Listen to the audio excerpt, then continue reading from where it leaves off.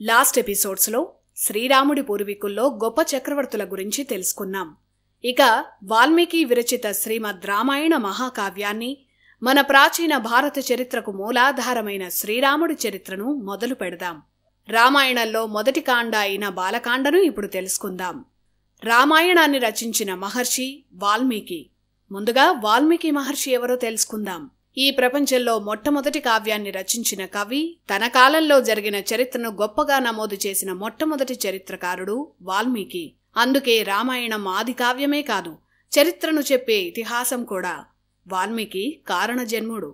రామాయణంలో 6 కాండలు ఉంటాయి. వాటితో పాటు 7వ కాండను కూడా వాల్మీకి రచించారు. ఆ 7వ కాండలో వాల్మీకి చరిత్ర, లవకుశల చరిత్ర, సీతారాముల అవతార సమాప్తి ఇవన్నీ ఉంటాయి. వాల్మీకి తన తల్లిదండ్రులు పెట్టిన పేరు రత్నాకరుడు. చిన్నప్పటి నుంచి అడవుల్లో ఆటవికుడుగా పెరిగాడు. అడవుల్లో ప్రయాణించే బాటసారులను దోచుకొని ఒక దొంగగా జీవితాన్ని గడిపేవాడు. ఒకరోజు నారద మహర్షితో సహా కొంతమంది మహర్షులు ఆ అరణ్యానికి వచ్చారు. వారిని చూసి రత్నాకరుడు దారి కాశాడు. దోచుకునేందుకు మహర్షులను బెదిరించాడు. అప్పుడు నారదుడు రత్నాకరుణ్ణి ఒక ప్రశ్న వేశాడు. ఆ ప్రశ్నకు సరైన సమాధానం చెప్తే తమ దగ్గరున్నదంతా ఇచ్చేస్తామన్నారు. ఆ ప్రశ్న ఏంటంటే, ఈ దోపిడీలన్నీ నువ్వు నీ కుటుంబాన్ని పోషించడానికి చేస్తున్నావు. నీ సంపాదనను నీ ఇంట్లో ఉన్న వారంతా పంచుకొని తింటున్నారు కదా, మరి ఈ దోపిడీల వల్ల నీకు వచ్చే ఘోరమైన పాపాలను కూడా నీ కుటుంబంలో అందరూ పంచుకుంటారా అని నారదుడు ప్రశ్నించాడు. ఖచ్చితంగా పంచుకుంటారని రత్నాకరుడు అన్నాడు. అయితే ఆ మాట నీ భార్యతో చెప్పించు అని నారదుడు అన్నాడు. అప్పుడు తన నివాసానికి వెళ్లిన రత్నాకరుడు నారదుడు అడిగిన ప్రశ్నను భార్యను అడిగాడు. నీ సంపాదన మాకు ముఖ్యంగాని నీ పాపాలను నేను పంచుకోను అని నిర్మోహమాటంగా రత్నాకర భార్య చెప్పింది. పనిలో పనిగా మిగిలిన కుటుంబ సభ్యులను కూడా రత్నాకరుడు అడిగాడు. ఎవరూ తన పాపాలను పంచుకునేందుకు సిద్ధంగా లేరు. అప్పుడు వాల్మీకి జ్ఞానోదయమైంది. అందరికీ తన సంపాదన మీదే గాని తన మీద ప్రేమాభిమానాలు లేవని రత్నాకరకి అర్థమైంది. ఈ దోపిడీలతో పాపాలు చేయడం, ఈ స్వార్థపూరిత సంసారం అంతా అర్ధరహితమని రత్నాకరకు అర్థమైంది. నేరుగా నారదుడి దగ్గరకు వెళ్లి అతని కాళ్లపై పడి రత్నాకరుడు క్షమాపణ కోరాడు. అప్పుడు నారదుడు రత్నాకరకి రామనామాన్ని ఉపదేశించారు. ఆ తర్వాత రామనామ జపమే రత్నాకర జీవితంగా మారిపోయింది. అలా జపం చేసుకుంటూ తపస్సమాధిలోకి రత్నాకరుడు వెళ్లిపోయాడు. అతని చుట్టూ చీమలు పుట్టలు పెట్టాయి. అయినా చలించకుండా రామనామ తపస్సులో నిమగ్నమయ్యాడు. అలా చాలా కాలం తపస్సు చేసిన తర్వాత బ్రహ్మ రత్నాకరను అనుగ్రహించి అతన్ని వాల్మీకి అనే పేరుతో పిలిచాడు. వాల్మీకన్ అంటే పుట్ట అని అర్థం. దొంగతనాలు చేసే రత్నాకరుడు అనే దొంగ మరణించి అపార జ్ఞానంతో వాల్మీకం నుంచి మహర్షిగా మరో జన్మ ఎత్తాడు కాబట్టి రత్నాకరుడికి వాల్మీకి అనే నామకరణాన్ని బ్రహ్మ చేశారు. అక్కడి నుంచి వాల్మీకి వేదాంగాలను అభ్యసించి మహర్షి అయ్యారు. తన ఆశ్రమంలో ఎంతో మందికి విద్యాదానం చేశారు. శ్రీరాముడి సమకాలీకుడు వాల్మీకి. రాముడు చక్రవర్తిగా పరిపాలన చేస్తున్న సమయంలోనే వాల్మీకి రామాయణాన్ని రచించారు. వాల్మీకి రామాయణ రచన వెనుక చాలా కథ ఉంది. నారదుడు ఓసారి వాల్మీకి దగ్గరకు వచ్చారు. ఈ సృష్టిలో మాట తప్పనివాడు, ధర్మాన్ని మాత్రమే అనుసరించేవారున్నారా అని వాల్మీకి నారదుడిని అడిగాడు. అప్పుడు నారదుడు శ్రీరాముడి చరిత్రను చెప్పారు. ఈ చరిత్రను ఒక కావ్యంగా రచించాలని నారదుడే వాల్మీకి మహర్షిని కోరాడు. ఆ కారణంతోనే వాల్మీకిగా జన్మించావని, అతని జన్మ కారణాన్ని నారదుడు వాల్మీకితో చెప్పాడు. అలా అద్భుత రామాయణాన్ని వాల్మీకి రచించారు. వాల్మీకి రచించిన శ్రీమద్ రామాయణంలో మొత్తం 6 కాండలు ఉంటాయి. కాండము అంటే మనకు అర్థమయ్యే భాషలో చెప్పాలంటే ఒక పెద్ద చాప్టర్. 6 పెద్ద అధ్యాయాలుగా వాల్మీకి రామాయణాన్ని రచించారు. ఒక్కో కాండ కొన్ని సర్గలుగా ఉంటాయి. సర్గలంటే సబ్ చాప్టర్స్ అనుకోవచ్చు. సర్గ అంటే చారిత్రక అధ్యాయం అనే పురాణ అర్థం కూడా వస్తుంది. రామ ఆయణం కలిపి రామాయణమైంది. ఆయణం అంటే ప్రయాణం అనే అర్థం కూడా వస్తుంది. శ్రీరాముడి జీవన ప్రయాణమే రామాయణం. 6 కాండల రామాయణం శ్రీరాముడి పట్టాభిషేకంతో ముగుస్తుంది. ఆ తర్వాత శ్రీరాముడి చరిత్రను, రామావతార ముగింపుని వివరించే కాండం 7వ కాండం. ఈ కాండను ఉత్తరకాండ అని కూడా అంటారు. ఈ ఉత్తరకాండలోనే లవకుశలు, సీతారాముల అవతార సమాప్తి వివరాలన్నీ ఉంటాయి. ప్రపంచంలో ఎక్కువ భాషల్లోనూ అలాగే కుల మతాలకు అతీతంగా అన్ని వర్గాలను ఆధ్యాత్మిక బాటలో నడిపించి వారి జీవితాల్లో మంచిని నింపిన కావ్యం రామాయణం. ఎన్నో దేశాల్లో ఇప్పటికీ రామాయణం పవిత్ర కావ్యంగా పూజలందుకుంటోంది. రామాయణంలో 6 కాండలేంటో ఇప్పుడు తెలుసుకుందాం. మొదటిది బాలకాండ. ఇందులో శ్రీరామ, లక్ష్మణ, భరత శత్రుఘ్నుల జననం, వారి చిన్ననాటి కాలంలో జరిగిన విశేషాలు, జనకుడికి సీతమ్మవారు దొరకడం, అలాగే శ్రీరాముడు శివధనుస్సు విరిచి సీతమ్మను చేపట్టడం, ఇవన్నీ బాలకాండలోనే ఉంటాయి. రెండో కాండ అయోధ్యకాండ. శ్రీరాముడిని అయోధ్యకు చక్రవర్తిగా పట్టాభిషేకం, కైకేయి పెట్టిన చిచ్చు, రాముడు అరణ్యవాసానికి సిద్ధమవడం, ఇవన్నీ అయోధ్యకాండలో ఉంటాయి. మూడో కాండ అరణ్యకాండ. సీతారామ లక్ష్మణుల అరణ్యవాసం, రావణుడు సీతను అపహరించడం, ఈ ప్రధాన ఘట్టాలన్నీ అరణ్యకాండలో ఉంటాయి. నాలుగో కాండ కిష్కింధకాండ. రామాయణంలో అతి ముఖ్యమైన ఘట్టం. ఈ కాండలోనే శ్రీరాముడు శ్రీ హనుమాన్ వారిని కలవడం, రామ సుగ్రీవ మైత్రి, వాలి సంహారం, వానర సైన్యంతో లంకాయుద్ధం ప్రణాళికలు, ఇవన్నీ కిష్కింధకాండలో ఘట్టాలు. ఐదో కాండ సుందరకాండ. పేరుకు తగ్గట్టే రామాయణంలోనే అత్యంత సుందరమైన కాండ. హనుమంతుడు లంకకు లంఘించడం, అశోకవనంలో సీతమ్మ వారిని హనుమ కలవడం, రావణ లంకా దహనం, ఇలాంటి అద్భుత ఘట్టాలన్నీ సుందరకాండలో ఉంటాయి. ఇక ఆరో కాండ యుద్ధకాండ. రావణ యుద్ధం, రావణ సంహారం, శ్రీరామ పట్టాభిషేకం, ఇవన్నీ యుద్ధకాండ విశేషాలు. ఇలా 6 కాండలలో శ్రీరాముడి సంపూర్ణ చరిత్రను వివరించే గ్రంథం రామాయణం. మరి ఇంతటి మహాకావ్యాన్ని వాల్మీకి ఎలా రాశారు? అది కూడా శ్రీరాముణ్ణి ఏనాడూ చూడని వాల్మీకి ఆ రామచరిత్రను ఎలా రాయగలిగారు? అంతా వాల్మీకి తపోమహిమ, యోగదృష్టితోనే సాధ్యమైంది. రామనామమే జీవితంగా బతికిన వాల్మీకి మనసులో అణువణువు రాముడే. ఆ రాముడే ఆయనతో తన జీవిత చరిత్రను రాయించుకున్నారు. ముందుగా చెప్పుకున్నట్లు నారద మహర్షి శ్రీరామచరిత్రను రాయాలని వాల్మీకి మహర్షికి చెప్పాడు. శ్రీరామచరిత్రను క్లుప్తంగా నారదుడు వాల్మీకి చెప్పాడు. ఆ తర్వాత రామాయణ గాథను ఎలా రచించాలో అర్థం కాక వాల్మీకి చాలా రోజులే గడిపారు. ఈ భూమి ఉన్నంత వరకు నిత్య స్మరణీయ గ్రంథంగా నిలిచిన రామాయణం లాంటి మహాకావ్యాన్ని రచించాలంటే వాల్మీకి మహర్షి మనసులో ఎంత సంఘర్షణ నడిచి ఉంటుందో. ఆ సంఘర్షణతోనే రోజు వాల్మీకి గంగానది సమీపంలో ఉండే తమసా నదికి వెళ్లేవారు. వాల్మీకితో పాటు భరద్వాజ అనే శిష్యుడు కూడా గురువుగారి సేవకు వెళ్లేవాడు. ఆ తమసా నది దగ్గరే వాల్మీకి రామాయణ మహాకావ్యం గురించి ఆలోచిస్తూ ఉండేవారు. ఒకరోజు తమసా నది నుంచి వాల్మీకి అతని శిష్యుడు తిరిగి వస్తున్నారు. ఒకచోట 2 క్రౌంచ పక్షుల జంట ఉల్లాసంగా గడుపుతున్నాయి. ఆ జంటను చూసి వాల్మీకి ఆనందించారు. అలా చూస్తుండగానే ఒక బోయవాడు మగ క్రౌంచ పక్షిని బాణంతో కొట్టాడు. ఆ పక్షి రక్తంలో కొన ఊపిరితో కొట్టుకుంటోంది. తన జోడైన క్రౌంచ పక్షిని ఆ స్థితిలో చూసి ఆడ క్రౌంచ పక్షి దుఃఖంతో మగ పక్షి చుట్టూ తిరుగుతూ బాధగా అరుస్తోంది. అప్పటి వరకు ఆనందంగా ఉన్న పక్షుల సంతోషం క్షణకాలంలో నాశనమైపోయింది. ఆ సన్నివేశం చూసి వాల్మీకి గుండె తరుక్కుపోయింది. సహనం తప్ప ఆగ్రహం తెలియని వాల్మీకి కూడా ఆ పక్షుల బాధను చూసి కోపం వచ్చింది. వెంటనే ఆ వేటగాణ్ణి వాల్మీకి తీవ్రంగా శపించారు. ఓ వేటగాడా, క్రౌంచ పక్షులు మైథునంలో ఉండగా వాటిని బాధించిన నీవు కూడా ఎన్నాళ్ళో బతకవని వాల్మీకి శపించారు. అలా అన్న వెంటనే ఏంటి నేనే ఇలా శపించానా అని వాల్మీకి బాధపడ్డారు. ఆ బాధలోంచి, ఆ శోకంలోంచి తనకు తెలియకుండానే వాల్మీకి ఇలా అన్నారు. మా నిషాద ప్రతిష్ఠాంత్వ మగమ శాశ్వతీ సమాహ యత్ క్రౌంచ మిథునాదేక మవధీహి కామమోహితం. ఆ నిషాదుడిని అంటే ఆ వేటగాణ్ణి శపిస్తూ వాల్మీకి చెప్పిన మాటలివి. విచిత్రం ఏంటంటే ఈ 4 వాక్యాలు భారతీయ సాహిత్యంలో కొత్త చరిత్రను లిఖించాయి, కొత్త రచనా పద్ధతిని నిర్దేశించాయి. పైన చెప్పిన 4 వాక్యాల్లో ప్రతి వాక్యంలో సమాన సంఖ్యలో గాని అక్షరాలతో గానం చేయడానికి వీలుగా ఉండే గీతంలా ఉన్నాయి. ఒకే ఛందస్సుతో సుందరంగా అలంకరించబడిన అక్షరాల్లా ఉన్నాయి. శోకార్తుడైన తన నోట నుంచి వచ్చింది కాబట్టి ఆ పదబంధాలకు శ్లోకమని వాల్మీకి పేరు పెట్టారు. అలా పుట్టింది శ్లోకం. సాహిత్య చరిత్రలో శ్లోకాన్ని కనిపెట్టినవాడు వాల్మీకి. ఒక ఛందస్సు ప్రకారం అందరూ సులువుగా గుర్తుంచుకొని రాగాలు కూడా కట్టి పాడుకునే విధంగా రచించిన పదబంధాలే శ్లోకాలయ్యాయి. రామాయణం అంతటినీ శ్లోకాలుగానే వాల్మీకి రచించారు.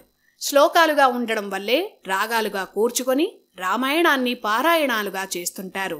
రామాయణాన్ని శ్లోకాలుగానే రాయాలని బ్రహ్మే వాల్మీకిని ఆదేశించినట్లు రామాయణంలో ఉంటుంది. అలాగే రామాయణంలో ప్రతి పాత్ర నీ కళ్ల ముందు కనిపిస్తుందని వారి అంతరంగాలతో సహా అన్నీ నీకు యోగదృష్టి ద్వారా తెలుస్తాయని, భూలోకమున్నంతకాలం రామాయణం నిలిచి ఉంటుందని బ్రహ్మ వాల్మీకి వరమిచ్చారు. అందుకే ఏనాడూ అసలు శ్రీరాముణ్ణే చూడని వాల్మీకి అయోధ్యలో రామమందిరంలో ఉన్నట్లే రామాయణాన్ని రచించగలిగారు. యోగ దృష్టితో శ్రీరాముడు జన్మించినప్పటి కాలం నుంచి రాముడు నడిచిన ప్రతి కాలంలోకి వాల్మీకి వెళ్ళగలిగారు. అందుకే రామాయణం చదువుతూ ఉంటే శ్రీరాముడి చరిత్ర మన కళ్లతో చూసినట్లే ఉంటుంది. మొత్తం 24,000 శ్లోకాలతో వాల్మీకి రామాయణాన్ని రచించారు. ఆ రామాయణాన్ని వాల్మీకి శిష్యులు, శ్రీరాముడి పుత్రులైన లవకుశలు అన్ని చోట్ల గానం చేసి ఆ మహాకావ్యాన్ని ప్రచారం చేశారు. ఇలా రామాయణంలో బాలకాండ వాల్మీకి పరిచయంతో, అలాగే రామాయణాన్ని వాల్మీకి రచించడానికి కలిగిన ప్రేరణతో మొదలవుతుంది. ఇలా బాలకాండలో వాల్మీకి పరిచయం తర్వాత అయోధ్య వర్ణనతో రామాయణంలోకి వెళతాం. రామాయణాన్ని మొదలుపెట్టిన వాల్మీకి ముందుగా ఇక్ష్వాకు వంశం గొప్పదనాన్ని చెప్పాడు. ఇక్ష్వాకు వంశంలో గొప్ప గొప్ప చక్రవర్తుల గురించి మనం లాస్ట్ ఎపిసోడ్స్లో చెప్పుకున్నాం కదా. అయితే రామాయణంలో బాలకాండ అయోధ్య వర్ణనతో శ్రీరాముడి తండ్రి అయిన దశరథుడు చేసే పుత్రకామేష్ఠి యాగంతో మొదలవుతుంది. ఆ వివరాలు ఇప్పుడు తెలుసుకుందాం. వైవస్వత మనువు ఇక్ష్వాకు వంశానికి మూల పురుషుడు. ఆయన పునాది వేసిన నగరమే అయోధ్య. ఇక్ష్వాకు వంశీకులందరూ అయోధ్య రాజధానిగానే పరిపాలించారు. ఇక్ష్వాకులు పాలించిన రాజ్యం కోసల రాజ్యం. ఇప్పటి ఉత్తరాది అంతా ఆనాటి కోసల రాజ్యమే. ఇక మిగిలిన రాజ్యాలన్నీ అయోధ్యకు సామంతులుగా ఉండేవి. అంటే కొన్ని లక్షల సంవత్సరాల పాటు భరతఖండ అధికార కేంద్రం అయోధ్య. ఈ అయోధ్యను ఆనుకొని ఉన్న నది సరయూ నది. రామాయణంలో వర్ణించినట్లే ఇప్పటికీ అయోధ్య భౌగోళిక స్వరూపముంది. కోసల రాజ్యంలో ఎన్నో గ్రామాలు, పట్టణాలు, నగరాలు ఉన్నాయి. నగరాల్లో ఖాళీ లేనంతగా జనాభా ఉండేదని, ఎన్నో అంతస్తుల భవనాలు ఉండేవని వాల్మీకి వర్ణించారు. పైగా కోసల రాజ్యంలో పల్లె నుంచి నగరం వరకు అష్టైశ్వర్యాలతో తులతూగుతూ ఉండేవి. ఆ నగరాల్లో అత్యద్భుతమైన నగరం అయోధ్య. అయోధ్య నగరాన్ని బాలకాండలో గొప్పగా వర్ణించారు. అయోధ్య నగరం పొడవు 12 యోజనాలు. యోజనం అంటే 8 మైళ్ళు. 1 మైలు 1.6 కిలోమీటర్లు. అంటే 1 యోజనం అంటే సుమారు 13 కిలోమీటర్లన్నమాట. ఆ లెక్కన రామాయణంలో వర్ణించిన అయోధ్య నగరం పొడవు 156 కిలోమీటర్లలో విస్తరించింది. అయోధ్య నగర వెడల్పు 3 యోజనాలు అంటే 39 కిలోమీటర్లు. అయోధ్య నగరమే ఒక పెద్ద రాజ్యంలా ఉండేదని రామాయణం వర్ణిస్తోంది. ఆ రోజుల్లో అతిపెద్ద నగరాల్లో ఒకటి అయోధ్య. అయోధ్యలో ప్రతి వీధిలో నీళ్లతో కళ్ళాపి చల్లి పువ్వులతో దారులు పరుస్తారని రామాయణం వర్ణించింది. అంటే ఎవరికి వారు వీధులను పరిశుభ్రంగా ఉంచుకుంటారని అర్థం. కోసల రాజ్యానికి చక్రవర్తిగా ఆనాడు దశరథుడు ఉన్నాడు. దశరథుడి తండ్రి అజమహారాజు. ఒక్కో చక్రవర్తి కోసల రాజ్యాన్ని, అయోధ్యను విస్తరించుకుంటూ వెళ్లారు. సూర్యవంశంలో సుప్రసిద్ధ చక్రవర్తి దశరథుడు. శ్రీరాముడి తండ్రిగా దశరథుడు ప్రఖ్యాతి చెందాడు. ఈయన సీతమ్మ వారి తండ్రి శీరధ్వజ జనకుడికి సమకాలికుడు. దశరథుడి కాలానికి రావణుడు బలపడ్డాడు. శ్రీరాముడు అవతరించాల్సిన సమయం వచ్చిన కాలమది. అజమహారాజు భార్య దశరథుణ్ణి కన్న తర్వాత మరణించారు.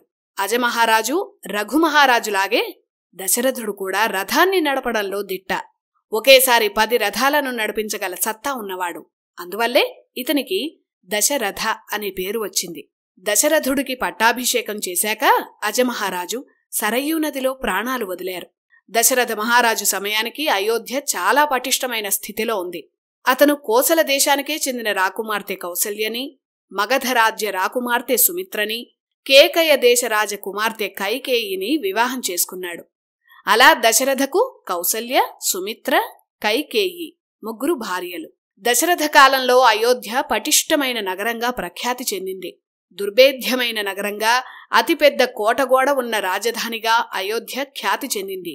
అయోధ్య అంటే ఎవరూ యుద్ధంలో ఓడించలేని నగరమని అర్థం. ఆ నగరంలో వాణిజ్య కూడళ్ల గురించి రామాయణంలో ప్రత్యేక వర్ణన ఉంది. అయోధ్యలో ఇప్పటి షాపింగ్ కాంప్లెక్స్లా ప్రత్యేక వాణిజ్య కూడళ్లున్నాయట. ఇతర రాజ్యాల నుంచి ఎంతో మంది ప్రజలు అయోధ్యకు వ్యాపారం కోసం వచ్చేవారు. వాణిజ్య సముదాయాలు ఖాళీగా ఏనాడు ఉండవని వాల్మీకి వర్ణించారు. అంత జనసాంద్రతతో అయోధ్య ఉండేది. అన్ని వర్ణాల వారు, ఎవరి పనుల్లో వారు సుఖంగా బతికారు. వెతికినా కూడా ఒక్క దొంగ కాని, పేదరికం గాని, భిక్షగాడు కూడా కనిపించని సంపన్న నగరంగా అయోధ్యను వర్ణించారు. ఇక దశరథ మహారాజు రాజర్షి, అన్ని వేదాలను అధ్యయనం చేసిన మహాజ్ఞాని. అయోధ్యలో దశరథ మహారాజుకి 8 మంది మంత్రులున్నారు. వారి పేర్లు దృష్టి, జయంత, విజయ, సిద్ధార్థ, అర్ధసాధక, అశోక, మంత్రపాల, సుమంత్ర.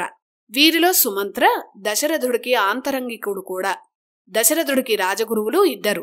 ప్రధాన రాజగురువు వశిష్ఠుడు, ఇంకో రాజగురువు వామదేవుడు. ఇక ఎంతో మంది వేద పండితులు అయోధ్య సభలో కొలువై ఉన్నారు. వీరందరి పర్యవేక్షణలో ప్రజలకే లోటు రాకుండా దశరథుడు అయోధ్యను పరిపాలిస్తున్నాడు. ఎన్ని ఉన్నా దశరథుడికి ఒకటే లోటు. తన తర్వాత రాజ్యాన్ని పాలించే వారసుడు లేడు. ఒకరోజు వారసుల కోసం ఒక మహాయజ్ఞాన్ని చేయాలని దశరథ అనుకున్నాడు. అందుకు రాజగురువులైన వశిష్ఠ ఇతర మంత్రులను సంప్రదించి అశ్వమేధ యాగాన్ని చేయాలని దశరథుడు నిర్ణయించాడు. అశ్వమేధ యాగంతో పాటు కుమారులు కలిగేలా యాగం చేయగల మహర్షి ఋష్యశృంగుణ్ణి పిలిపిద్దామని దశరథుడికి అతని మంత్రి సుమంత్రుడు సలహా ఇచ్చాడు. అందుకు దశరథుడు అంగీకరించాడు. ఋష్యశృంగ ఎవరో కాదు, దశరథుడికి అల్లుడే. అదేలాగో చెప్పుకుందాం. ఋష్యశృంగుడే దశరథుని చేత అయోధ్యలో పుత్రకామేష్టి యాగం చేయించాడు. అప్పటి అంగరాజ్యంలో విభండక అనే మహర్షి ఉండేవాడు. ఆయన కఠోర తపస్సులో ఉండేవారు. ఓసారి దేవకన్య ఊర్వశి ఆ ప్రాంతంలో విహరించటానికి వచ్చింది. ఊర్వశిని చూసిన విభండక ఋషి మనసు చెలించింది. అలా చెలించటం వల్ల అతని నుంచి ఓ తేజస్సు వచ్చింది. ఆ తేజస్సు వృధా కాకుండా ఒక ఆకు దొన్నెలో పెట్టి ఓ నదిలో విడిచాడు. ఆ నదిలో నీరు తాగడానికి వచ్చిన కొమ్ములున్న లేడి ఆ తేజస్సుని స్వీకరించి గర్భం దాల్చింది. ఆ లేడి ఒక మగబిడ్డను ప్రసవించి వెళ్లిపోయింది. అడవి జంతువుకి పుట్టడం వల్ల పుట్టిన బిడ్డ తలపై ఒక కొమ్ము వచ్చింది. కొమ్ముని సంస్కృతంలో శృంగం అంటారు. అతని పుట్టుకకు కారణం విభండక ఋషి కాబట్టి శృంగం ఋషి, ఈ 2 పేర్లు కలిపి ఋష్యశృంగ అనే పేరుతో ప్రఖ్యాతి చెందాడు. అలా జన్మించిన ఋష్యశృంగకి విభండక ఆశ్రమం తప్ప మరో లోకం తెలీదు. తనలాగే చంచల మనస్కుడు అవుతాడేమో అన్న భయంతో విభండకుడు ఋష్యశృంగను ఆశ్రమం దాటనివ్వలేదు. ఇతర మనుషులు ఎలా ఉంటారో, స్త్రీలు ఎలా ఉంటారో తెలియకుండానే ఋష్యశృంగ పెరిగి పెద్దవాడయ్యాడు. స్త్రీజాతి అనే జాతి ఉంటుందని కూడా ఋష్యశృంగకు తెలీదు. ఆ ఆశ్రమమే తన లోకం అనుకున్నాడు. అలా బ్రహ్మచర్య దీక్షతో ఋష్యశృంగుడు పెద్దవాడయ్యాడు. గొప్ప మహర్షి. ఒకసారి అంగరాజ్యంలో తీవ్రమైన కరువు వచ్చింది. ఆ ప్రాంతం అంతా ఎడారిలా మారిపోయింది. ప్రజలు ఆకలితో చనిపోతున్నారు. కాని ఋష్యశృంగుడున్న ఆశ్రమ ప్రాంతం మాత్రం ప్రకృతితో పచ్చగా ఉండేది. ఆ రహస్యమేంటో కనుక్కోమని అప్పటి అంగరాజు రోమపాదుడు విభండక ఆశ్రమానికి గూఢచారులను పంపారు. మహాఘోటక బ్రహ్మచారి ఋష్యశృంగుడి తపోశక్తి వల్లే ఆ ప్రాంతం పచ్చగా ఉందని గూఢచారులు రాజుకు చెప్పారు. ఋష్యశృంగుని తమ రాజధానికి తీసుకువస్తే వర్షాలు కురుస్తాయని, కరవు పోతుందని అంగరాజు రోమపాద అనుకున్నాడు. కాని బాహ్య ప్రపంచానికి ఋష్యశృంగుణ్ణి పంపేందుకు తండ్రి విభండక ఒప్పుకోడు. అందువల్ల తండ్రికి తెలియకుండా ఋష్యశృంగుణ్ణి తీసుకురావాలని మంత్రులు నిర్ణయించారు. అప్పుడు అంగరాజు తన అంతఃపురంలో ఉన్న తెలివైన అందమైన యువచిలికత్తెలను, నాట్యకత్తెలను ఆ ఆశ్రమానికి పంపాడు. వాళ్లు విభండక ఆశ్రమానికి వచ్చి ఆడుతూ పాడుతూ ఉంటే దేవతలే వచ్చారని అనుకున్నాడు. తన తపస్సుకు మెచ్చి వారంతా వచ్చారని ఋష్యశృంగుడు అనుకున్నాడు. వాళ్లని స్త్రీలు అంటారని, అలాంటి వారు ఉంటారని కూడా ఋష్యశృంగుడికి తెలీదు. ఆ స్త్రీలు ఋష్యశృంగతో పరిచయం ఏర్పరచుకొని చనువుగా ఉండేవారు. అతనికి రకరకాల పిండి వంటలు పెట్టేవారు. కందమూలాలు తప్ప ఇంకేమీ తెలియని ఋష్యశృంగకు ఈ ఆహార పదార్థాలు నచ్చాయి. ఆ పదార్థాలు కావాలంటే తమ ఆశ్రమానికి రావాలని చెప్పి ఋష్యశృంగను ఆ స్త్రీలు తాముండే చోటుకి తీసుకువెళ్లారు. అలా రోజు తెలియకుండానే ఆ స్త్రీల ప్రేమకు ఋష్యశృంగ పరవశుడయ్యాడు. వాళ్లను చూడందే ఉండలేకపోయేవాడు. ఓ రోజు తాము వచ్చిన పనయిందని తాము వెళ్ళిపోతున్నామని ఆ స్త్రీలు అన్నారు. ఆ మాటతో ఋష్యశృంగకు దుఃఖం పొంగుకొచ్చి నన్ను తీసుకువెళ్ళండి అన్నాడు. అలా ఆ స్త్రీలు ఆ మహర్షిని అంగరాజ్యానికి తీసుకువెళ్లారు. ఋష్యశృంగుడు అంగరాజ్యంలో అడుగుపెట్టిన చోటల్లా వర్షాలు కురిశాయి. ప్రకృతి పరవశించింది. కరువు తీరిపోయింది. రాజ్యాన్ని, ప్రజలను రక్షించేందుకే ఇలా తమరిని తీసుకురావాల్సి వచ్చిందని మన్నించాలని చక్రవర్తి రోమపాదుడు ఋష్యశృంగను క్షమాపణ కోరాడు. ఎప్పుడూ తన రాజ్యంలోనే ఉండిపోవాలని కోరాడు. అందుకు తన దత్త కుమార్తె అయిన శాంతను ఋష్యశృంగకు ఇచ్చి రోమపాదుడు వివాహం చేశాడు. శాంతను ఋష్యశృంగుడు ఇష్టపడి వివాహం చేసుకున్నాడు. నిజానికి ఈ శాంత దశరథుడి కుమార్తె, శ్రీరాముడికి సొంత అక్క అవుతుంది. రోమపాదుడు దశరథుడు మిత్రులు. రోమపాదుడికి పిల్లలు లేని కారణంగా శాంతను దశరథుడు దత్తత ఇచ్చాడు. అందువల్ల ఋష్యశృంగ రోమపాదుడికే కాదు, దశరథుడికి కూడా సొంత అల్లుడే. ఆ తర్వాత ఋష్యశృంగ గొప్ప ఋషిగా ప్రఖ్యాతి చెందారు. ఇది ఋష్యశృంగుడి కథ. ఇక రాజగురువైన వశిష్ఠుడి అనుమతి తీసుకున్న దశరథుడు అంగరాజ్యానికి వెళ్లాడు. తన స్నేహితుడైన రోమపాదకు విషయం అంతా వివరించాడు. కొన్ని రోజులు అంగరాజ్యంలోనే దశరథుడు ఉన్నాడు. ఆ తర్వాత రోమపాదుడు ఋష్యశృంగ శాంతలను దశరథుడితో అయోధ్యకు పంపించారు. అలా ఎంతో కాలం తర్వాత శాంత తన పుట్టిల్లైన అయోధ్యకు వచ్చింది. శాంతకు ఋష్యశృంగకు అయోధ్యలో ఘన స్వాగతం లభించింది. వసంతకాలంలో వచ్చే చైత్ర పౌర్ణమి నాడు ఋష్యశృంగ ఆధ్వర్యంలో దశరథ అశ్వమేధ యాగాన్ని ప్రారంభించాడు. ఆ యాగంలో వశిష్ఠ, జాబాలి, కాశ్యప లాంటి మహర్షులు కూడా ఉన్నారు. మహాపరాక్రమవంతులైన 4 కుమారులు నీకు జన్మిస్తారని వశిష్ఠుడు దశరథుణ్ణి ఆశీర్వదించారు. అశ్వమేధ యాగంలో బలిష్టమైన ఒక అశ్వం అంటే గుర్రమే ప్రధానమైంది. యజ్ఞం చేసిన తర్వాత ఆ గుర్రాన్ని రాజ్యంలో వదులుతారు. ఆ గుర్రంతో పాటు సైన్యాన్ని పంపిస్తారు. ఆ గుర్రం తిరిగిన చోటంతా చక్రవర్తి రాజ్యమని అర్థం. ఎవరైనా ఆ గుర్రాన్ని బంధిస్తే వారితో యుద్ధం చేసి ఆ రాజుని సామంతుణ్ణి చేయాలి.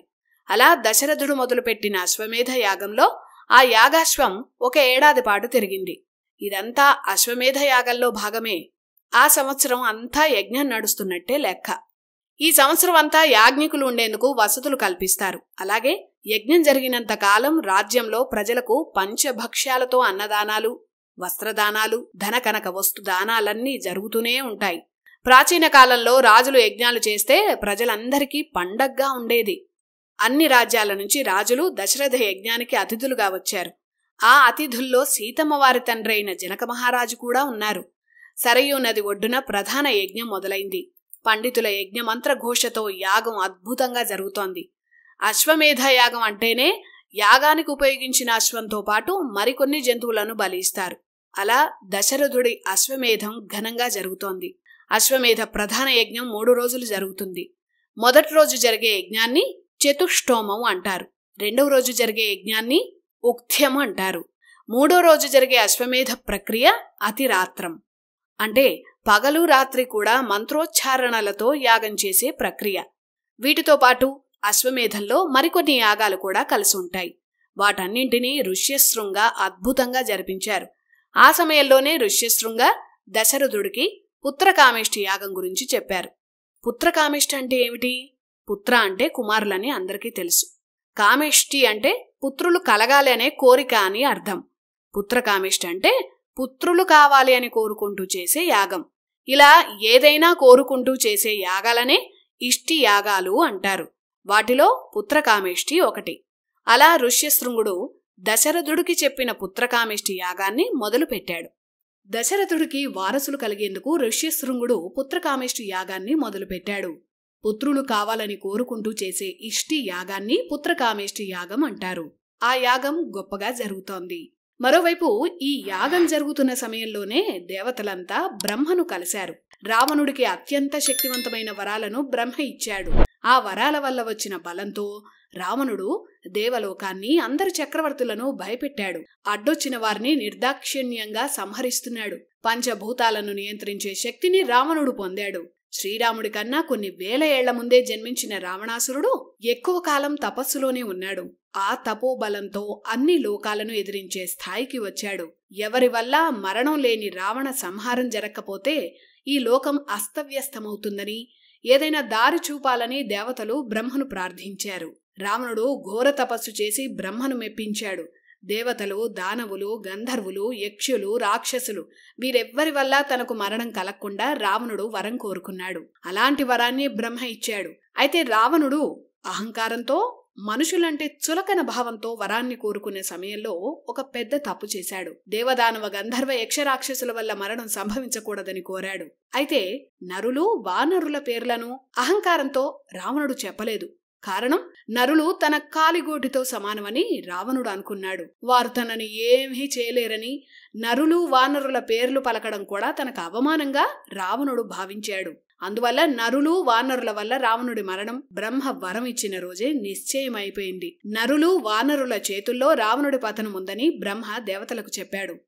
బ్రహ్మ దేవతలు అందరూ విష్ణువును తలుచుకున్నారు. రావణ సంహారం కోసం నరుడిగా జన్మించాలని దేవదేవుడైన విష్ణువుని దేవతలంతా కోరారు.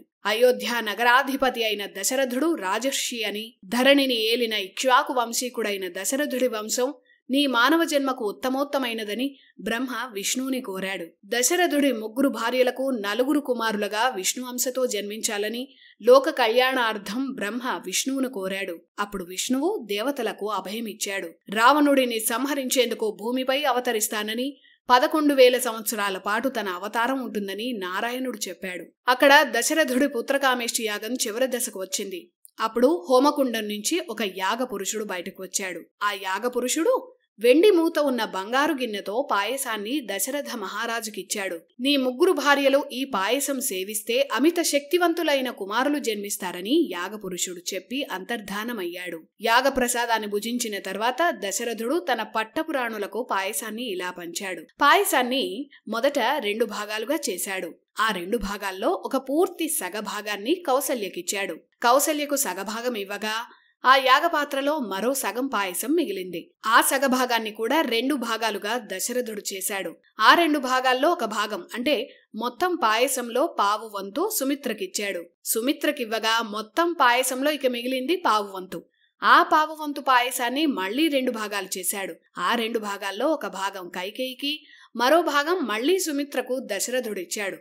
అంటే పాయసంలో 8వ భాగం కైకేయికి దశరథుడిచ్చాడు. ఇలా యాగపాత్రలో పాయసాన్ని తన 3 భార్యలకు దశరథుడు పంచాడు. పెద్ద భాగం కౌసల్యకు, 2 చిన్న భాగాలు సుమిత్రకు, ఒక చిన్న భాగం కైకేయికి దశరథుడు పంచాడు. ఈ భాగాల శక్తికి తగ్గట్టుగానే 3 భార్యలకు కుమారులు జన్మించారు. కొన్నాళ్లకు కౌసల్య, సుమిత్ర, కైకేయి 3 గర్భం దాల్చారు. మరోవైపు రావణ సంహారం కోసం భవిష్యత్తులో జరగబోయే మహాయుద్ధానికి శ్రీరాముడికి సైన్యం కావాలి. ఆ సైన్యం కోసం బ్రహ్మ ప్రణాళిక రచించాడు. తమ తమ అంశలతో మహావీరులైన వానరులకు జన్మనివ్వాలని దేవతలను బ్రహ్మ ఆదేశించాడు. అప్పటికే బ్రహ్మ అంశతో ఎలుగుబంటి జాతిలో జాంబవంతుడు జన్మించి భూమిపై ఉన్నాడు. సమయం వచ్చినప్పుడు అతను శ్రీరామదండులో జాంబవంతుడుగా చేరుతాడని బ్రహ్మ చెప్పాడు. దేవతల అంశలతో వానర వీరులు జన్మించారు. అలా దేవేంద్రుడి అంశతో వాలి జన్మించాడు. సూర్యుడి అంశతో సుగ్రీవుడు జన్మించాడు. బృహస్పతి అంశతో తారుడు జన్మించాడు. బృహస్పతిలాగే వానర జాతిలో తారుడు మహామేధావి అయ్యాడు. కుబేరుడి అంశతో గంధమాదనుడు, సుందరులైన అశ్వనీ దేవతల అంశతో మైందుడు, ద్వివిధుడు, వర్ణుడి అంశతో సుషేణుడు, పర్జన్యుడి అంశతో బలవంతుడైన శరభుడు జన్మించారు. ఇక వాయుదేవుడి అంశతో జన్మించిన మహావీరుడు, అతులిత బలధాముడు, శ్రీరాముడికి మహాభక్తుడు పవనసుతుడు ఆంజనేయుడు జన్మించాడు. గరుత్మంతుడు వేగంతో సమానమైన వాడు హనుమంతుడు. వజ్ర శరీరంతో అత్యంత శక్తివంతుడు. హనుమ లేని రామాయణాన్ని అసలు ఊహించుకోలేం. రామాయణంలో సుందరకాండ అంతా హనుమంతుడి గాథే. అలా దేవతల అంశలతో వానరులు, భల్లూక వీరులు ఇలా ఎంతో మంది జన్మించారు. చెట్లను పీకి దాడి చేయడం, పర్వతాలను కూడా పెకలించటం, ఎంత దూరమైనా ఎగరగల శక్తితో ఈ వానరులు జన్మించారు. ఇలాంటి శక్తివంతులైన వానర వీరులు 1,000,000 మంది జన్మించారని రామాయణం వివరించింది. వారి నుంచి ఇంకెంతో మంది వానరులు ఉద్భవించారు. ఈ వానరుల్లో కొందరు వృక్షవత్ పర్వతం మీద నివసించేవారు. మరికొందరు చుట్టుపక్కల పర్వతాలు, అరణ్యాల్లో నివసించారు. ఈ వానర వీరులకు నాయకులు కావాలి. వారు వాలి, సుగ్రీవులు. వీరిద్దరూ సోదరులు. మరికొందరు వానరులకు హనుమ, నల, నీల నాయకులు. వీరందరూ లోక కళ్యాణం కోసం అవతరించిన శ్రీరామ దండు. ఇక అయోధ్యలో అత్యద్భుతమైన కాలం నడుస్తోంది. శ్రీరాముడు అవతరించే సమయం ఆసన్నమైన కాలమది.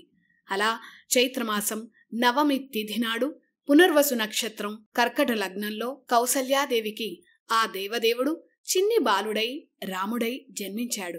5 గ్రహాలు ఉన్నత స్థితిలో ఉన్న సమయంలో శ్రీరాముడు జన్మించాడు. యాగపాత్రలో సగం పాయసాన్ని కౌసల్యాదేవి ఆరగించటం వల్ల విష్ణు అర్ధాంశగా అంటే విష్ణు శక్తిలో సగభాగంగా శ్రీరాముడు జన్మించాడు. అత్యంత తేజస్సుతో జన్మించిన ఆ బిడ్డను చూసి అయోధ్య మురిసింది.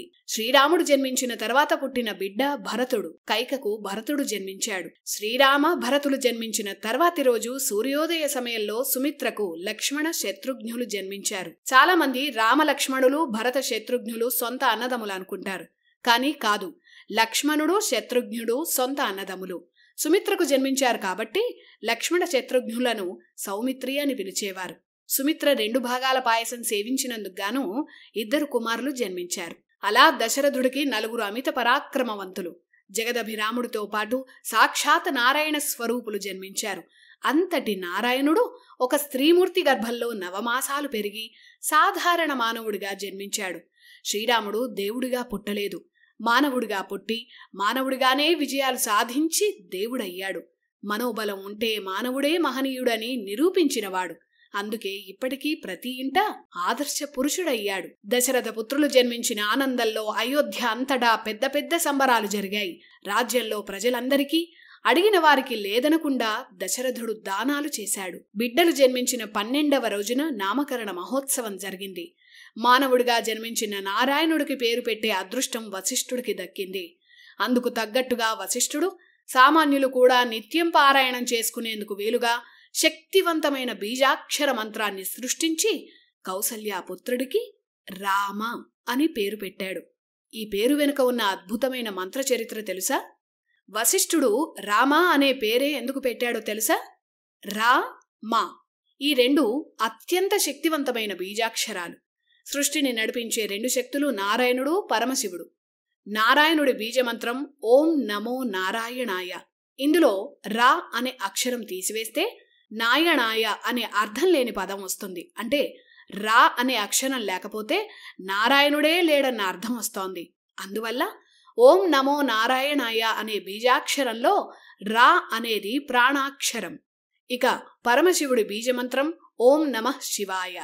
ఈ మంత్రంలో మా అనే బీజాక్షరాన్ని తీసేస్తే నః శివాయ అని వస్తుంది. అంటే శివుడే లేడన్న అర్థం వస్తుంది. ఓం నమః శివాయ మంత్రానికి ప్రాణాధారమైన బీజాక్షరం మా. అలా విష్ణుశక్తి మంత్రమైన ఓం నమో నారాయణాయలోని రా అనే బీజాక్షరాన్ని, శివశక్తి మంత్రమైన ఓం నమః శివాయలోని మా అనే బీజాక్షరాన్ని కలిపి రామ అనే గొప్ప మంత్రాన్ని వశిష్ఠుడు సృష్టించాడని ఆధ్యాత్మికవేత్తలు, సనాతన గురువులు చెప్తుంటారు. విష్ణుశక్తి, శివశక్తి 2 కలిసిన అత్యంత శక్తివంతమైన నామం రామ. ఆ రామనామ జపంతోనే వేటగాడైన రత్నాకరుడు రామాయణ మహాగ్రంథాన్ని రచించే వాల్మీకి అయ్యాడు. పామరుడిని పండితుడిగా మార్చగల శక్తి ఉన్న నామం రామ. అలా వశిష్ఠుడు కౌసల్య కుమారుడికి రామ అని నామకరణం చేశాడు. అప్పటినుంచి అయోధ్య అంతా రామనామస్మరణతో మారుమ్రోగింది. శ్రీరాముడి తర్వాత జన్మించిన కైకేయి కుమారుడికి భరత అని వశిష్ఠుడు నామకరణం చేశాడు. సుమిత్ర కుమారులకు లక్ష్మణ, శత్రుఘ్ను అని పేర్లు పెట్టాడు. అంగరంగ వైభవంగా నామకరణ మహోత్సవం జరిగింది. శ్రీరామచంద్రుడు తన తేజస్సుతో అందరికీ ఆనందం కలిగించాడు. ముఖ్యంగా దశరథకి పంచప్రాణాలు శ్రీరాముడే. 4 అన్నదమ్ముల బాల్యం గడుస్తోంది. విద్యాభ్యాసంలో తమ తమ ప్రతిభలు వారు చూపించారు. యుద్ధ విద్యలో సాటిలేని మేటి వీరులుగా రామలక్ష్మణ భరత శత్రుఘ్నులు శిక్షణ పొందారు. శ్రీరాముడు నారాయణ అంశ అయితే లక్ష్మణుడు ఆదిశేషు అంశ. అందుకే రాముడికి లక్ష్మణుడు మరో ప్రాణమయ్యాడు. ఒకే గర్భాన జన్మించకపోయినా వారిద్దరూ సొంత అన్నదమ్ముల్లా మెలిగారు. శ్రీరాముడు తప్ప లక్ష్మణుడికి మరో లోకమే లేదు. రాముడి సేవలో లక్ష్మణుడు తరించాడు. లక్ష్మీ కళ ఉన్నందునే లక్ష్మణుడికి వశిష్ఠుడు ఆ పేరు పెట్టాడు. నారాయణుడి హృదయ స్థానం లక్ష్మి కాబట్టి లక్ష్మణుడు రాముడికి ప్రియ సోదరుడయ్యాడు. వారిద్దరూ ఒక తల్లి పిల్లలు కాదంటే అసలు నమ్మడమే కష్టం. రాముడంటే లక్ష్మణుడి పేరు వెంటనే స్ఫురిస్తుంది. అంత గొప్ప సోదరులయ్యారు వారు. అప్పటి అయోధ్యలోనే కాదు, ఇప్పటికీ దేశమంతా అన్నదమ్ములు అంటే మొట్టమొదటగా గుర్తొచ్చే పేర్లు రామ లక్ష్మణులు. లక్ష్మణుడి సోదరుడు శత్రుఘ్నుడు భరతుడి అనుజుడయ్యాడు. రామలక్ష్మణుల్లాగే భరత శత్రుఘ్నులు కూడా అంతే గొప్ప సోదరులు. 4 అన్నదమ్ములకు తల్లిదండ్రుల మాటే శాసనం. పితృభక్తి, మాతృభక్తిలో వారిని మించిన వారు లేరు. అందుకే ఇప్పటికీ వారంతా మనకు ఆదర్శమయ్యారు. ఇలా 4 అన్నదమ్ముల బాల్యాలు అద్భుతంగా గడిచాయి. విద్యాభ్యాసాలు ముగిశాయి. రామలక్ష్మణులు భరత శత్రుఘ్నులు యవ్వన వయసులకు వచ్చారు. వారికి వివాహం చేయాలని దశరథుడు అనుకున్నాడు. ఒకరోజు సభలో పెద్దలందరికీ ఆ విషయాన్ని చెప్పి చర్చిస్తున్నారు. అదే సమయంలో బ్రహ్మర్షి విశ్వామిత్రుడు ఒక ముఖ్యమైన పని కోసం అయోధ్యకు వచ్చాడు. దశరథుడు విశ్వామిత్రుడికి ఘన స్వాగతం పలికాడు. రామాయణాన్ని ఒక మలుపు తిప్పిన ఘటన ఇది. మహా తపస్సంపన్నుడైన విశ్వామిత్రుడు వేళ కాని వేళలో ఎందుకు వచ్చాడో దశరథకు అర్థం కాలేదు. దశరథుడు ఆయన్ను సాదరంగా ఆహ్వానించారు. సకల మర్యాదలు చేశారు. తాము చేయగలిగింది ఏదైనా చేస్తానని దశరథుడు ఆ మహర్షికి మాటిచ్చాడు. ఆ సభలోనే ఉన్న వశిష్ఠుడికి విశ్వామిత్రుడు ప్రణామం చేశాడు. అప్పుడు తాను వచ్చిన పని గురించి విశ్వామిత్ర దశరథకు చెప్పాడు.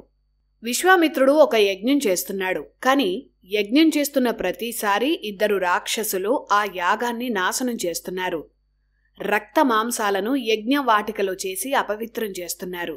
తన తపశ్శక్తితో విశ్వామిత్ర ఆ రాక్షసులిద్దరినీ సంహరించగలడు.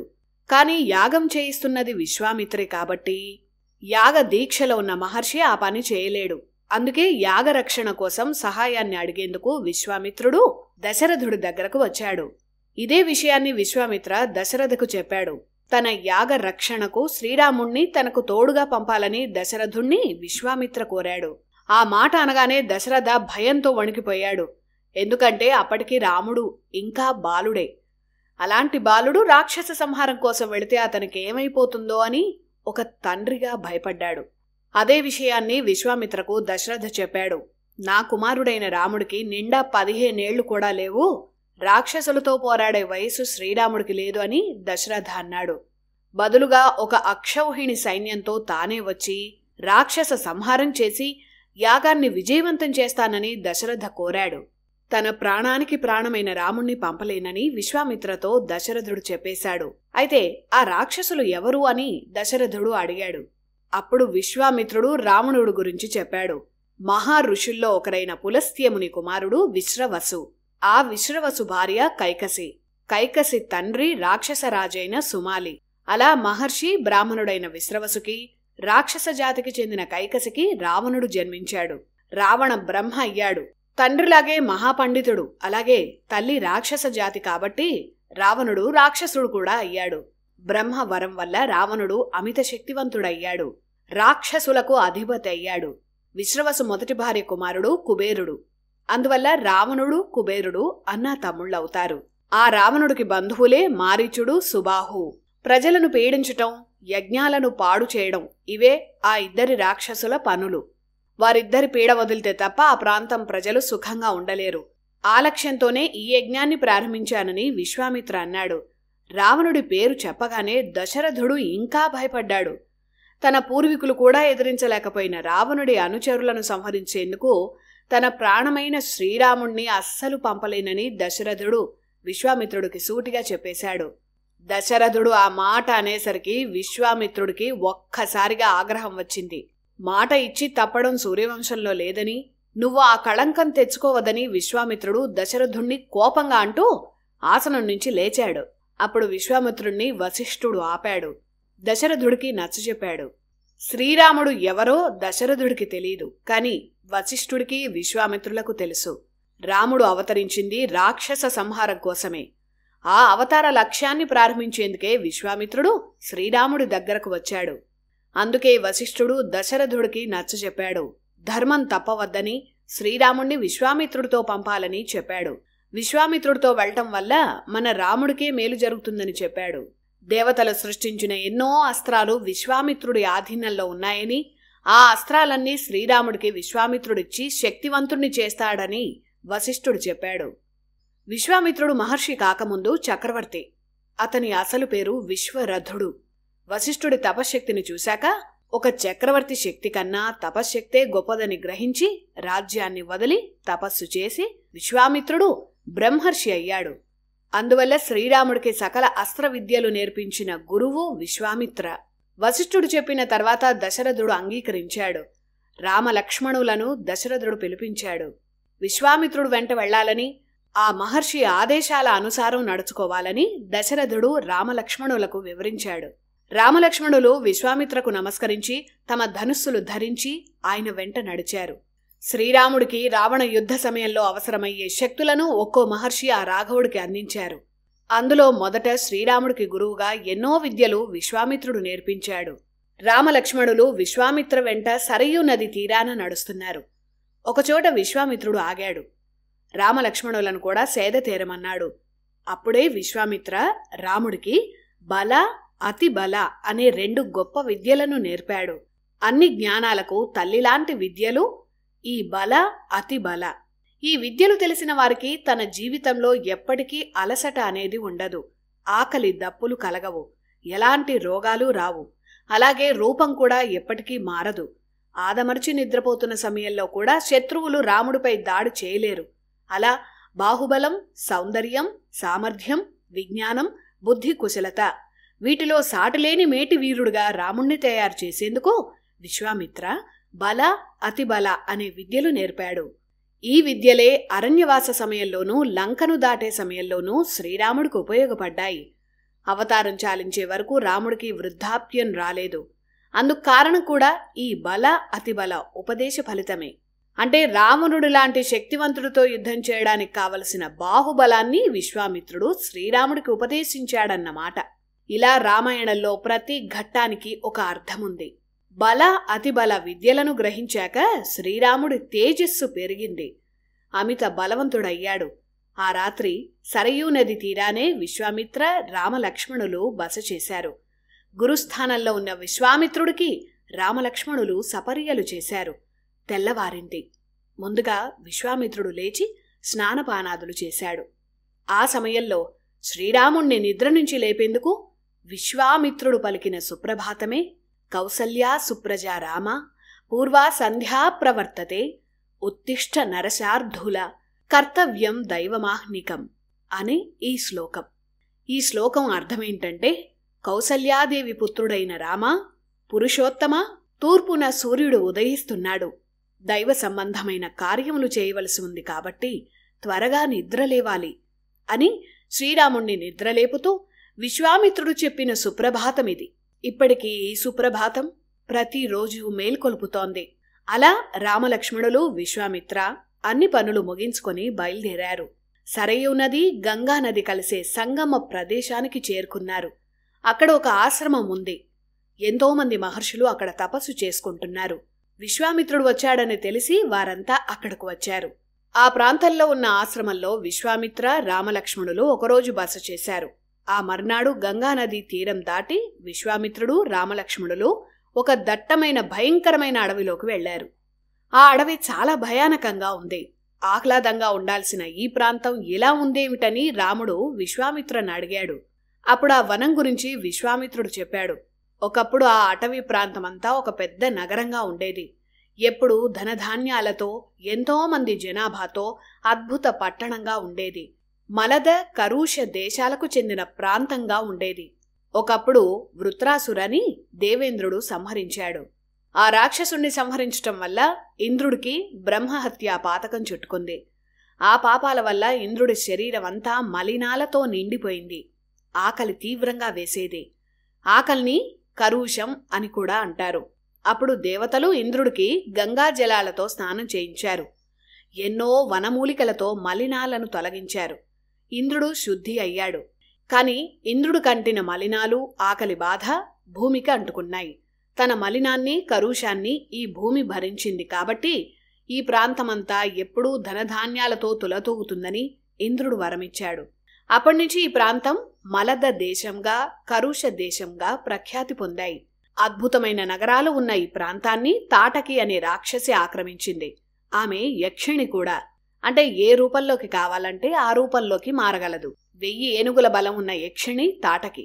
హిరణ్య కశ్యప వంశానికి చెందిన రాక్షసులలో సుందోపసుందులు ఒకరు. వారిలో సుందుని భార్య ఈ తాటకి. ఈ తాటకి కుమారుడు మారీచుడు. మారీచుడు గొప్ప బలవంతుడు. అలా మారీచ, తాటకి ఇద్దరూ ఇక్కడ ఉన్న నగరాలను ధ్వంసం చేసి ప్రజలను తరిమేశారు. ఆ ప్రాంతాన్ని రాక్షస రాజ్యంగా మార్చేశారు. కనుక ఈ ప్రాంతానికి మళ్లీ స్వేచ్ఛ లభించాలంటే ఆ తాటకిని సంహరించాలని విశ్వామిత్రుడు రాముణ్ణి ఆదేశించాడు. ఒక స్త్రీ యక్షిణి అయిన తాటకికి 1000 ఏనుగుల బలం ఎలా వచ్చిందని రాముడు విశ్వామిత్రుణ్ణి అడిగాడు. అందుకు విశ్వామిత్ర ఇలా చెప్పాడు. ఒకప్పుడు సుకేత అనే యక్షుడు ఉండేవాడు. అతను ఘోర తపస్సు చేశాడు. ఆ తపస్సుకి మెచ్చిన బ్రహ్మ సుకేతకు 1000 ఏనుగుల బలం ఉన్న కుమార్తెనిచ్చాడు. సుకేత కుమార్తె తాటకి. ఆమె మొదట సౌందర్యవతైన యక్షిణి. ఆ తర్వాత రాక్షసరాజు సుందుడితో ఆమె వివాహం జరిగింది. వారిద్దరికీ మారీచుడు జన్మించాడు. ఒకసారి అగస్త్యుడితో సుందుడు వైరం పెట్టుకున్నాడు. అగస్త్యుడి శాపానికి సుందుడు మరణించాడు. భర్తను చంపాడన్న కోపంతో తాటకి, ఆమె కుమారుడు మారీచ అగస్త్యుడి మీద దాడికి వెళ్లారు. అప్పుడు తాటకి, మారీచ ఇద్దరినీ వికృత రూపంతో రాక్షసులవుతారని అగస్త్యుడు శపించాడు. ఒకప్పుడు అగస్త్యుడు ఇక్కడే తపస్సు చేసేవాడు. తనను శపించాడన్న పగతో తాటకి, మారీచ ఇద్దరూ ఈ ప్రాంతాన్ని సర్వనాశనం చేసి ఇక్కడి ప్రజలను చాలామందిని చంపేశారు. ఎంతో మందిని భయపెట్టి తరిమేశారు. అలా ఇప్పుడు ఈ అడవి తాటకావనమైంది. రాక్షసులైనా మనుషులైనా ప్రజలను హింసించే వారిని తప్పక శిక్షించాలని, అందుకే ఈ తాటకిని సంహరించాల్సిందేనని విశ్వామిత్రుడు శ్రీరాముడికి చెప్పాడు. శ్రీరాముడు సందేహంలో పడ్డాడు. ఎంత రాక్షసైనా ఒక స్త్రీని సంహరించటం ఎలా అని రాముడు సందేహిస్తున్నాడని విశ్వామిత్రుడికి అర్థమైంది. ప్రజాకంటకులు స్త్రీలైనా పురుషులైనా శిక్షించాలి. నేరస్తులకు స్త్రీ పురుష భేదం లేదని విశ్వామిత్ర రాముడికి చెప్పాడు. పైగా ఇది చక్రవర్తుల ధర్మం కనుక తాటకిని సంహరించటం అధర్మం కాదని విశ్వామిత్ర చెప్పాడు. విశ్వామిత్ర ఆదేశంతో తాటకిని సంహరించేందుకు శ్రీరాముడు ముందుకు కదిలాడు. ఆ తర్వాత ఏం జరిగిందో బాలకాండలోని నెక్స్ట్ ఎపిసోడ్లో తెలుసుకుందాం. జై శ్రీరామ్.